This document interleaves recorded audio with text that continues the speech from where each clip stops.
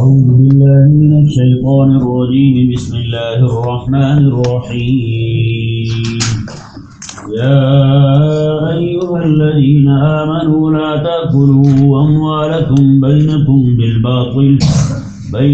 بالباطل إلا أن تكون تجارة عن تراض منكم ولا تقتلوا أنفسكم إن الله كان بكم رحيما.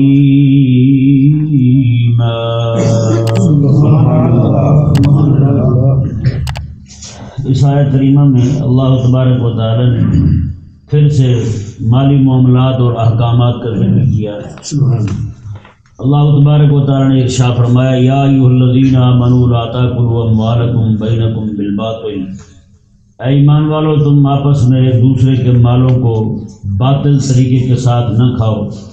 ہاں الا ان تکون تجارہ، مگر یہ کہ تجارت کے ساتھ، اور تجارت میں وہ عن تراض منکم جو تمہاری باہمی رضامندی کے ساتھ ہو. یہ ذہن میں رہے یہاں پر صرف ایک ہی چیز میں کہ دوسرے کا مال کھانے کا جواز بیان کیا گیا، اس سے اور بھی بہت ساری چیزیں ہیں وہ دوسرے کا مال کھانے کا جواز جو ہے وہ اس سے نکلتا ہے. جیسے کسی سے کوئی چیز ادھار لے لینا جی، اور کسی سے یہ سب یہاں تجارت کا ذکر کیا گیا ہے. ہبہ کے طور پر کوئی کسی کو تحفہ دے دے، وہ بھی مال کھانا، وہ بھی کسی کا مال بندہ کھا رہا ہے، وہ بھی جائز ہے. ہبہ ہو گیا، عاریت ہو گئی، اور اس طرح کر کے اور بھی بہت ساری چیزیں. دعوت ہو گئی، کوئی بندہ کسی کو بلایا اپنے گھر میں، وہ دعوت ہو گئی. ٹھیک ہے نا، یہ ساری چیزیں جو ہے نا عن تراض منکم، یہ تراض منکم جو ہے نا باہمی رضامندی کی یہ شرط ضرور ہے. ٹھیک ہے نا، جیسے آج کل ہوتا ہے باہر کوئی بھی کام آپ کا، کوئی بھی فائل آپ کی بغیر رشوت کی نہیں نکلتی، رشوت آپ کو لگانی پڑتی ہے. اور آگے لینے والا جو اپنے دل کو تسلی دینے کے لیے، جھوٹی تسلی دینے کے لیے وہ یہ کہتا ہے دیکھو جی ہم تو یہ اپنی رضامندی سے لوگ دے جاتے ہیں، ہم مجبور تھوڑا کرتے ہیں. بھئی ان لوگوں کے ذہنوں میں یہ بٹھایا گیا نا پہلے، جب تک پیسے نہیں دو گے تمہارا کام نہیں ہوگا. وہ تو بیچارہ مجبوری سے دے رہا ہے، اگرچہ وہ رضامندی ظاہر کر رہا ہے تیرے سامنے، ہے وہ مجبوری. ٹھیک ہے نا جی، آپ کو پتہ ہے کوئی بھی کام آپ کو، نوکری تک آپ کو بغیر پیسوں کو نہیں ملتی. سفارش جو ہے وہ سفارش بھی ایک طرح کی چوری ہے. ایک بندہ جو ہے وہ یعنی کہ مستحق ہے، اس نے اتنی جناب وہ محنت کی ہے، کوشش کی ہے، وہ یعنی کہ لائق ہے اس کے کہ اسے وہ نوکری دی جائے. لیکن یہاں کیا ہوتا ہے، ہاں ایسے بندے کی سفارش کر دینا، لیکن اس جیسے لائق اور بھی کھڑے ہوں ان کو چھوڑ دینا یہ بھی درست نہیں ہے. اور پھر ایسے بندے کی سفارش کرنا جو لائق ہی نہ ہو اس کی سفارش کر دینا، یہ بھی تو چوری ہے بھائی، یہ بھی تو ٹھگی ہے. اسی طرح کر کے دوسرا کام چلتا ہے ہمارے ہاں، وہ پیسے پہ چلتا ہے، رشوت پہ چلتا ہے. اور رشوت خور جو ہے وہ اپنے دل کو جھوٹی تسلی یہی کہہ کے دیتا ہے اور بھائی اپنی رضامندی سے لوگ دے جاتے ہیں، ہم مجبور تھوڑا کرتے ہیں. بھائی یہ مجبوری ہوتی ہے، یہ رضا جو اپنے ظاہر کر رہا ہے تیرے سامنے وہ مجبوری ہی ہے. اگرچہ تیرے سامنے ظاہر کر رہا ہے، کس بندے کو خارج ہے آج کے اپنے پیسے اٹھا کے خواہ مخواہ کسی کو دے دے؟ وہ بیٹھا بندہ تنخواہ لیتا ہے، بیٹھا بندہ تنخواہ لیتا ہے. تنخواہ پہ تجھے حکومت نے رکھا ہے، تیری تنخواہ اپنی جو وہ 1.5 لاکھ روپے ہے، وہ 20,000 والا بیچارہ جو کماتا ہے اس سے بھی تو لے رہا ہے رشوت. اور وہ بندہ 20,000 والا تجھے 1.5 لاکھ والے کو اپنی مرضی سے پیسے دے گا، کیوں دے گا بھائی؟ تو یہ تراض منکم کی صورت نہیں پائی جاتی ہے. یعنی کہ اگر یہ پائی بھی جائے، اگر رضامندی سے بھی دے رہا ہے تو وہ بھی جائز نہیں ہے، وہ بھی جائز نہیں ہے، کیونکہ وہ تو حکومت کی طرف سے رکھا گیا ہے. کریم آقا صلی اللہ علیہ وسلم کی بارگاہ میں ایک صحابی حاضر ہوئے، آقا علیہ السلام نے بھیجا تھا زکوٰۃ اکٹھی کرنے کے لیے. وہ زکوٰۃ لے کر کے آئے تو کہنے لگے حضور یہ آپ کے لیے ہے، یعنی زکوٰۃ کا مال ہے، بیت المال کا ہے، اور یہ میرے لیے ہے.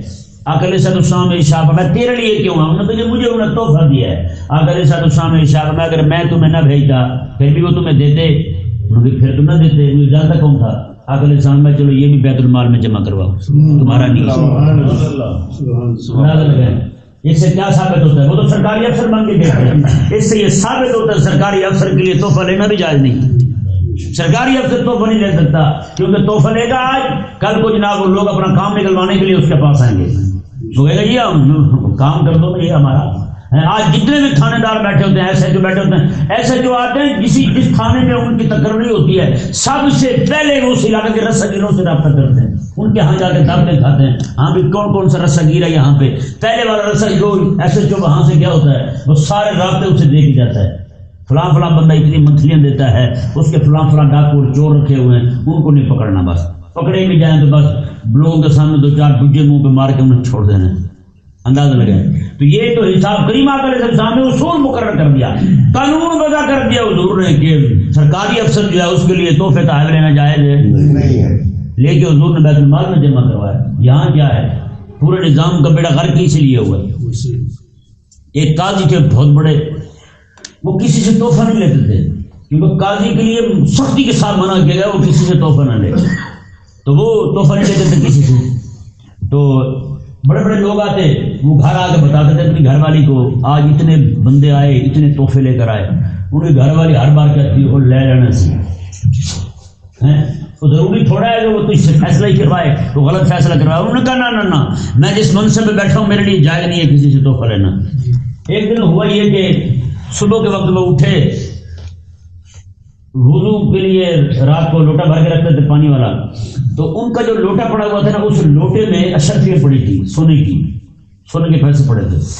انہوں نے جب وہ پانی انڈیلا تو پانی کی جگہ اشرفیاں گری، وہ بڑے حیران ہوئے، گھر والی کو بتایا، اس نے کہا کہ ایسا ایسا معاملہ ہوا ہے، لگتا ہے کوئی خبیث یہاں آ کے گھر میں آ کے نا ہمارے لوٹے میں پیسے رکھ گیا ہے، اشرفیاں رکھ گیا ہے سونے کی۔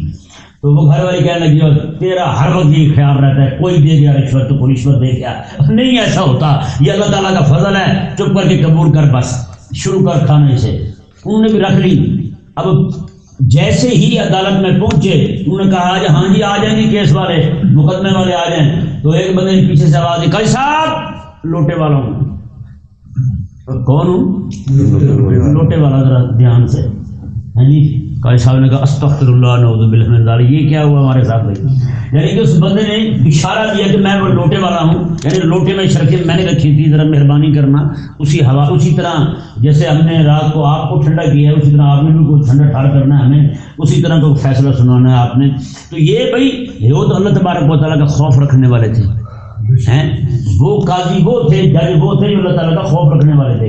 یہ بات تو پہلے ملے ہوتے ہیں، نعوذ باللہ، اللہ تبارک و تعالیٰ ان کے حال پر برہم فرمائے، انہیں بھی جہنم سے بچائے، یہ بھی سیدھے راہ پر آ جائیں، شریعت حق کے مطابق فیصلہ کرنے لگ جائیں۔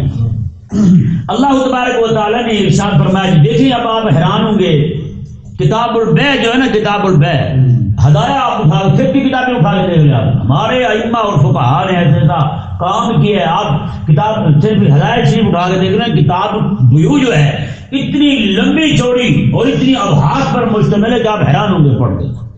وہ ساری کی ساری صرف ایک آیت کی تفسیر ہے، عن تراض منکم، بامی رضامندی کے ساتھ بات کرو۔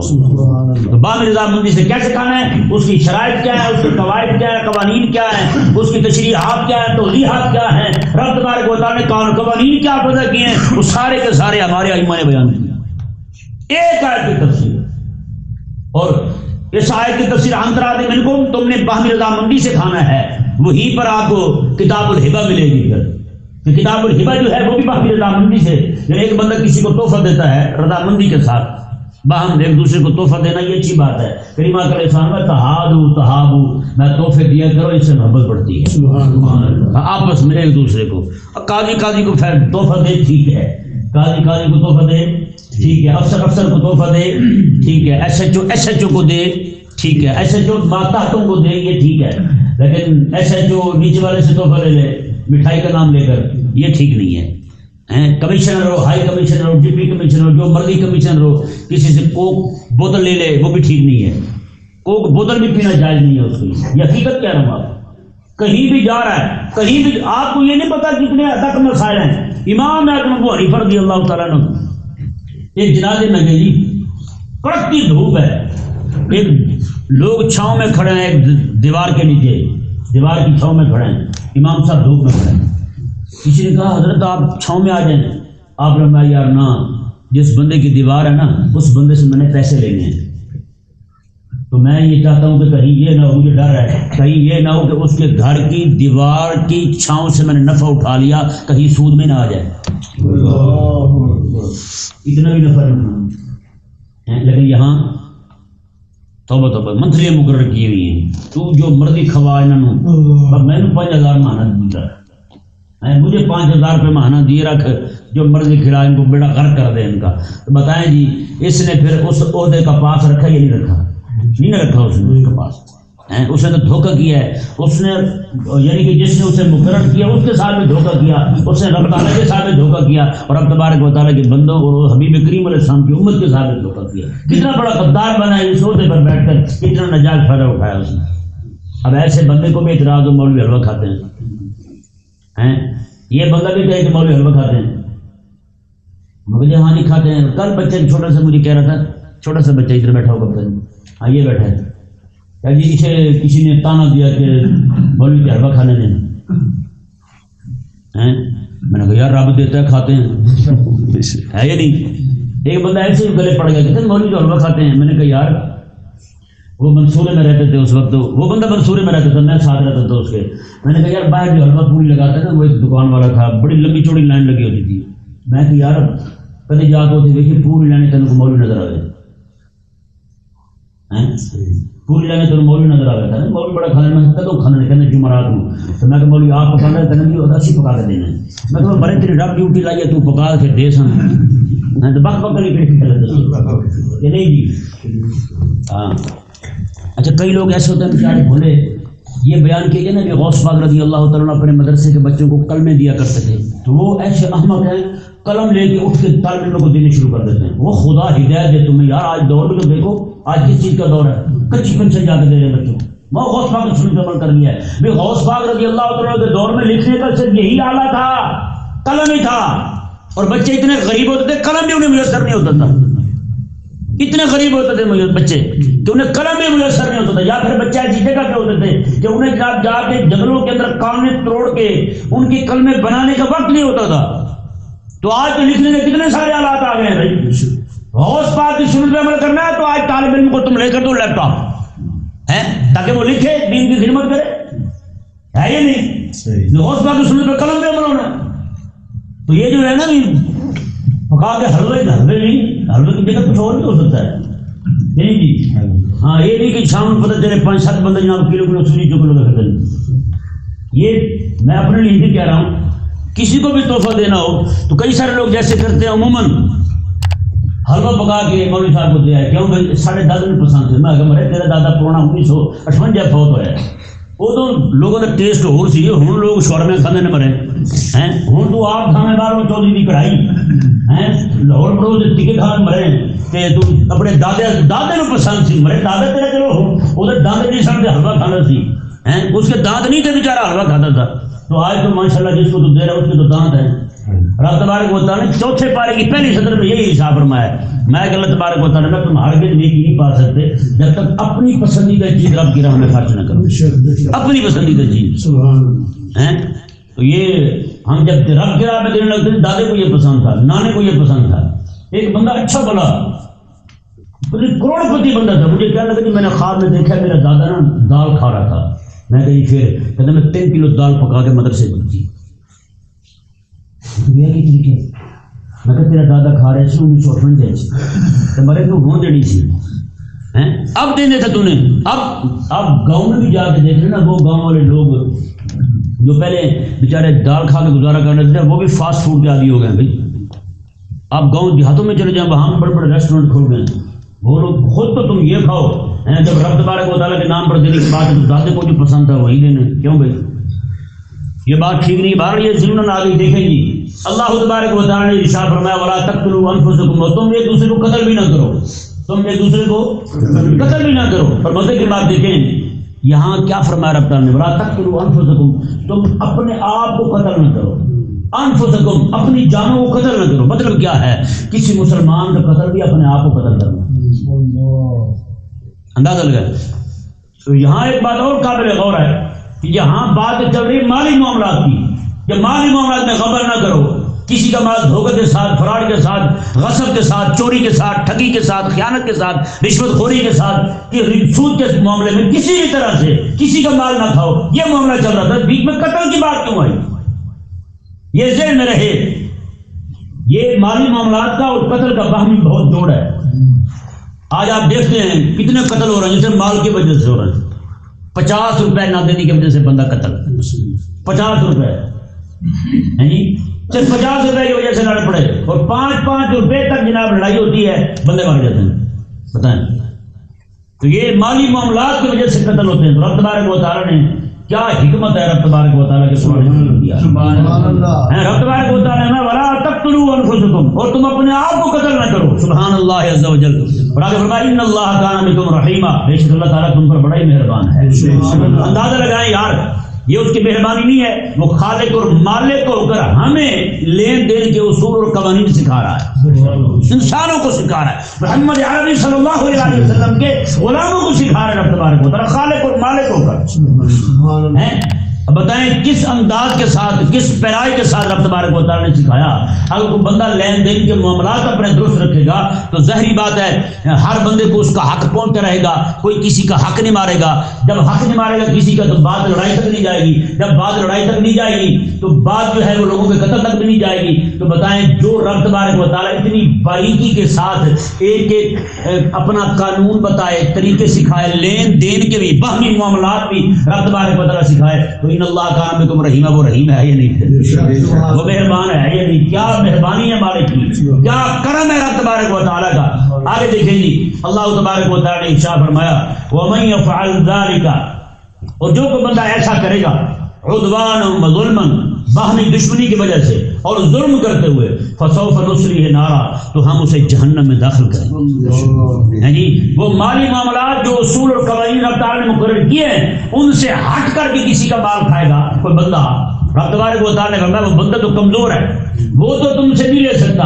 رب تبارک و تعالیٰ میں تو کمزور نہیں ہوں, میں تو کمزور نہیں ہوں, میں تو پھر لوں گا تم سے, میں تو پھر لے کر کے دوں گا اسے جس کا حق تو نے مارا ہے, وہ تم نے رشوت کے طور پر لیا ہے, سود کے طور پر لیا ہے, کسی بھی طرح سے غصب کے طور پر لیا ہے, یا ایسے چھین لیا کسی غریب سے مسکین سے کمزور سے ناتواں سے. رب تبارک و تعالیٰ نے ارشاد میں وہ نہیں لے سکتا, فسوف نصلیہ نارا, ہم پھر اسے جہنم میں داخل کریں گے, ہم تو پھر لیں گے اسے, ہم تو سزا دیں گے اسے. اب اندازہ لگائیں, اب کوئی اعتراض کر سکتا ہے احمد کہ ان اللہ کان بکم رحیما, کیا ہے کہ رب تبارک و تعالیٰ ساتھ ہی فرما رہے ہم جہنم داخل کریں گے.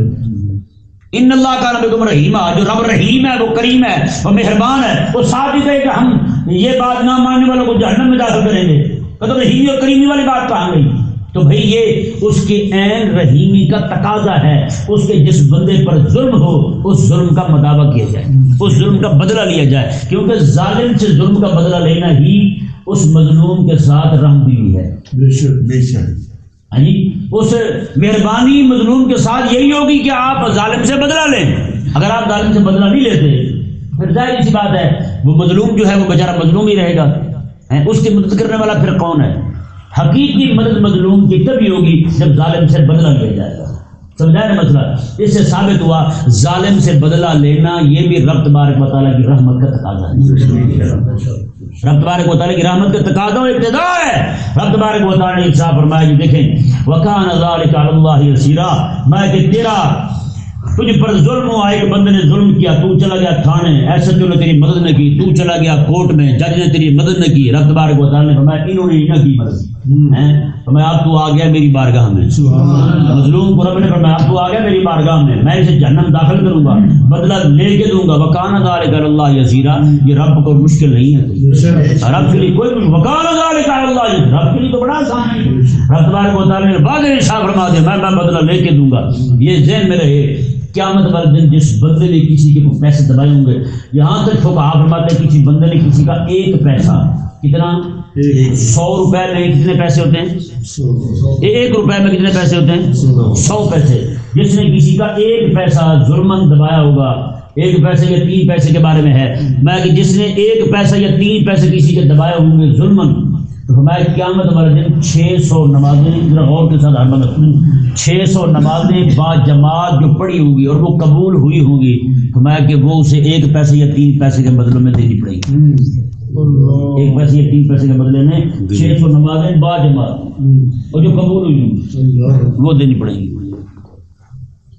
اب بتائیں آج جو لوگ ہٹ کر کے کھا رہے ہیں لوگوں سے, لوگوں کا مال دبا رہے ہیں, کیا کیسے کھڑے ہوں گے رب تبارک و تعالیٰ کی بارگاہ میں, اور کیا جواب دیں گے مالک عز و جل. رب تبارک و تعالیٰ نے ارشاد فرمایا جی دیکھیں ان تجتنبوا کبائر ما تنہون عنہ نکفر عنکم سیئاتکم وندخلکم مدخلا کریما۔ اللہ تعالیٰ نے ارشاد فرمایا اگر تم کبیرہ گناہوں سے بچتے رہو جن سے تمہیں منع کیا گیا ہے، نکفر عنکم سیئاتکم، جو تمہارے باقی گناہ ہوں گے صغیرہ، ہم وہ معاف کر دیں۔ وندخلکم مدخلا کریما، اور ہم تمہیں عزت والی جگہ پر داخل کریں گے، مطلب جنت میں داخل کریں گے۔ یہاں یہ کچھ باتیں انتہائی اہم اور ضروری ہیں۔ کبیرہ گناہ کون سا ہے، صغیرہ کون سا ہے؟ کبیرہ گناہ کون سا اور صغیرہ کون سا ہے؟ بعض ائمہ یہ فرماتے ہیں کہ یہ گناہ کبیرہ اور صغیرہ جو ہے نا، کیونکہ نافرمانی تو رب کی ہے، نافرمانی رب کی ہے، تو اس کی چھوٹی بڑی نافرمانی کیا ہوتی ہے؟ نافرمانی ہے، تو کہتے ہیں ہر نافرمانی رب تبارک و تعالیٰ کی وہ کبیرہ ہی ہے۔ وہ کیا ہے؟ وہ کبیرہ ہے۔ اور بعض علماء یہ فرق کرتے ہیں کبیرہ اور صغیرہ میں، کہتے ہیں ہر وہ گناہ جس پر رب تعالیٰ نے لعنت کی ہو، ہر وہ گناہ جس پر رب تبارک و تعالیٰ نے جہنم جانے کی وعید سنائی ہو، ہر وہ گناہ جس پر رب تبارک و تعالیٰ نے عذاب کی وعید سنائی ہو، کہتے ہیں ایسا گناہ جو ہے وہ کبیرہ ہے، اور اس کے علاوہ جو گناہ ہیں وہ سارے صغیرہ ہیں۔ وہ کیا ہیں؟ وہ سارے صغیرہ ہیں۔ اب تھوڑی سی مزید توضیح اس کی سنیں۔ مثال کے طور پر کوئی بندہ چوری کرنے جاتا ہے، کوئی بھی، کیونکہ ہر گناہ کا کوئی مقصد ہوتا ہے، کیا ہوتا ہے؟ مقصد ہوتا ہے۔ چوری کرنے جاتا ہے بندہ کوئی، تو اس مقصد تک پہنچنے کے لیے جتنے بھی ذرائع استعمال کیے جائیں گے وہ سارے کے سارے صغیرہ ہیں، اور وہ خود مقصد جو ہے وہ کبیرہ ہے۔ وہ مقصد کیا ہے؟ وہ کبیرہ ہے۔ جیسے کوئی بندہ چوری کرنے کے لیے گھر سے نکلا، ٹھیک ہے جی، چوری کرنے کے لیے نکلا ہے، اس کا چلنا یہ کیا ہے؟ گناہ ہے، صغیرہ ہے۔ گھر سے کوئی بھی چیز اٹھائی ہے، یعنی کہ کوئی کدال وغیرہ اٹھائی ہے، کلہڑا وغیرہ اٹھایا ہے، کچھ بھی چیز اٹھائی ہے ان کی دیوار وغیرہ توڑنے کے لیے، اسے اٹھانا یہ بھی گناہ صغیرہ ہے۔ ہاتھ سے پکڑنا یہ بھی گناہ صغیرہ ہے۔ باقی سارے معاملات جتنے بھی ہیں وہاں تک پہنچنے تک، اس مقصد تک پہنچنے تک سارے کے سارے گناہ صغیرہ ہیں۔ وہاں سے چھوڑ کے واپس آ جائے، وہ کام نہ کرے، چوری نہ کرے، واپس آ جائے،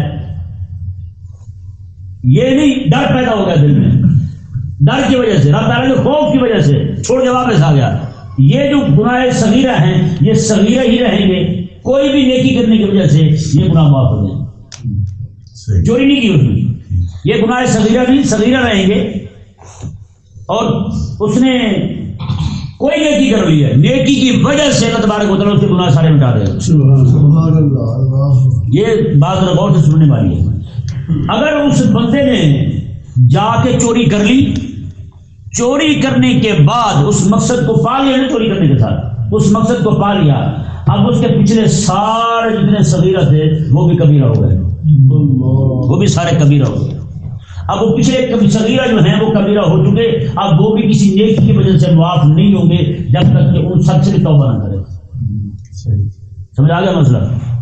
جیسے زنا ہے، بندہ زنا کرنے جاتا ہے، گھر سے نکلا، اس کا نکلنا بھی گناہ، ذہن میں سوچا، اس کا سوچنا بھی گناہ، دل کو اس کی طرف جھکایا، یہ دل کو جھکانا بھی گناہ، وہاں جا پہنچا، اسے ہاتھ لگایا، جسم سے لگایا، گلے لگایا، یہ جتنے بھی کام ہوئے اس مقصد پانے تک یہ سارے صغیر ہیں، یہ سارے صغیر ہیں۔ جب اس نے زنا کر لیا نا جی تو یہ صغیرہ بھی کبیرہ ہو گیا، یہ بھی کسی نیکی کی وجہ سے بغیر توبہ کے معاف نہیں ہوں گے، جب تک کوئی توبہ نہ کرے ان سب سے تب تک معاف نہیں۔ سمجھ آ گیا مسئلہ؟ یہ ہے، یعنی یہ مقصد پایا نا اس نے۔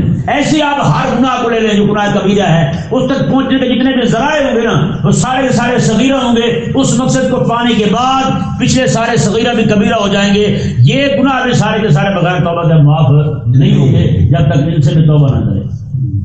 ایسے ہی شراب خوری، شراب پینا، شراب کی بھٹی تک جانا، فلمیں ڈرامے دیکھنے کے لیے سینما تک جانا، یا کسی بھی حرکت کرنے کے لیے کہیں تک جانا، رشوت خوری کے لیے، سود خوری کے لیے، کسی بھی کام تک پہنچنے کے لیے جو گناہ کبیرہ ہو، اس تک پہنچنے کے جو مقصد ہے، جو گناہ ہے، اس تک پہنچنے کے جتنے بھی ذرائع استعمال کرے گا وہ سارے کے سارے گناہ صغیرہ ہوں گے۔ جب اس مقصد کو پا لے گا یہ بھی سارے کبیرہ بن جائیں گے۔ اور کریمہ کا صلی اللہ علیہ وسلم نے ارشاد فرمایا کہ صغیرہ گناہ جو ہے نا اصرار کے ساتھ بار بار کرنے کے ساتھ وہ بھی کبیرہ بن جاتا ہے. سمجھ آ گیا مسئلہ؟ اب دیکھیں جی اللہ تبارک و تعالیٰ نے اس آیت کریمہ کے اندر اسی مسئلے کو واضح فرمایا. اب بہت سارے لوگ جو ہیں وہ ایسے ہوتے ہیں جو صغیرہ گناہوں سے جو بچتے ہیں اور ادھر کبیرہ گناہوں میں مبتلا ہوتے ہیں. جیسے مثال کے طور پر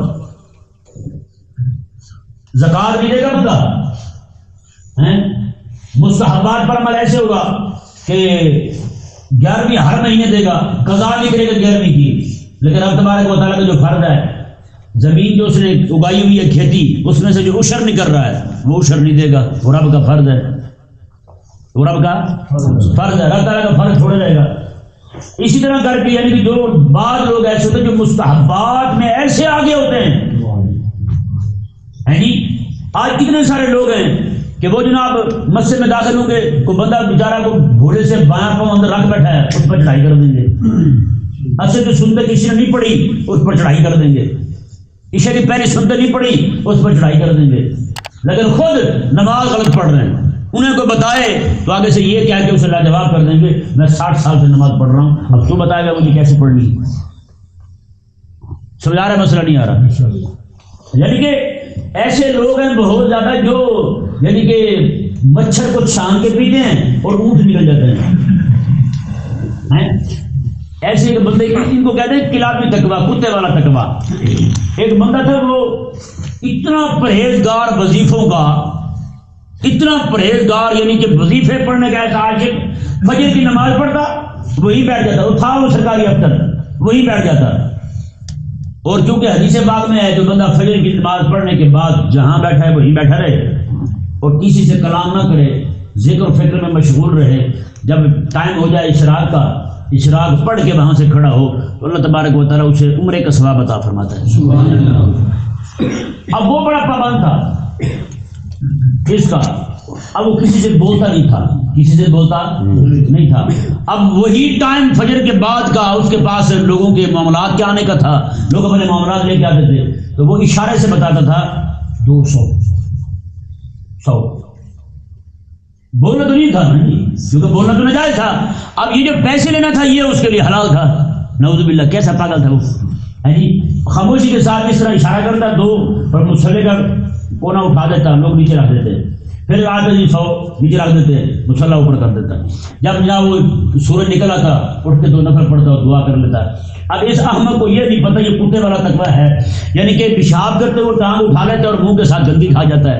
ایک طرف جو ہے وہ مستحب ہے نہ بولنا، مستحب پہ ایسا سختی کے ساتھ کار بندہ ہے، دوسری طرف حرام کے معاملات میں کیسا پھنسا ہوا ہے، وہاں نہیں دیکھ کر کے میں کیا کر رہا ہوں. ہے یہ نہیں ایسا؟ رب تبارک و تعالیٰ نے ارشاد فرمایا کہ دیکھیں اس سے ان لوگوں کا بھی رد ہوتا ہے جو یعنی فرائض چھوڑ کر مستحبات میں پھنسے ہوئے ہیں اور جناب آداب کی تو پابندی کرتے ہیں، لیکن دوسری طرف جو ہے وہ حرام میں مرتکب ہوتے ہیں، حرام کا ارتکاب کرتے ہیں، حرام میں پھنسے ہوئے ہیں.